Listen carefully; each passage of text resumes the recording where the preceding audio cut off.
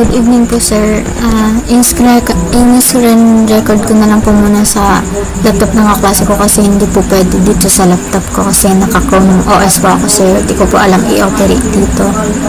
So, dun po sa home dirt, ang nilagay ko po is scaffold for the main screen and up bar, then adding carousel slider for the banner. Search for finding product and popular products po.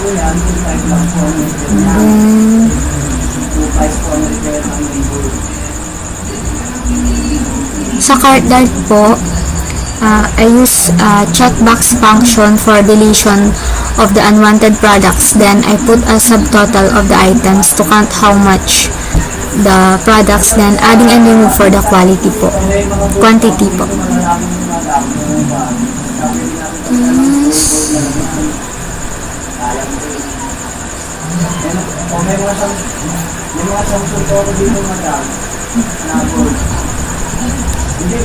Meron naman yung babawasan na lang sa mga total ano naman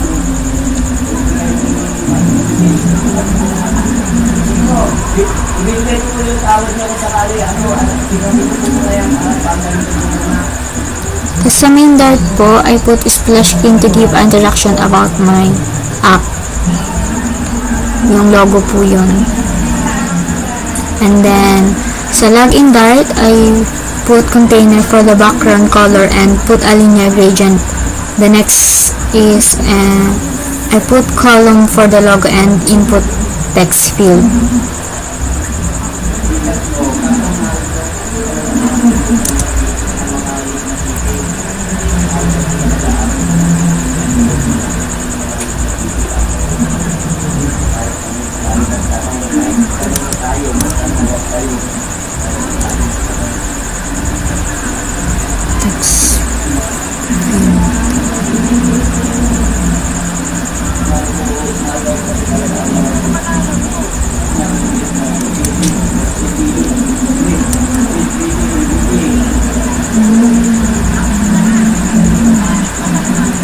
Tapos dito po sa product list po, I use selected index to put a function on the two product lists in one container.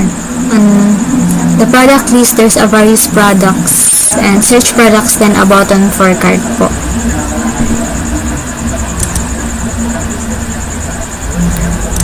Tapos sa profile po, the contents of profile is profile using circle avatar, then name, then a button for editing the profile, then other buttons to locate the account, orders, message for the users and admin, then terms and conditions of the out, then log out po.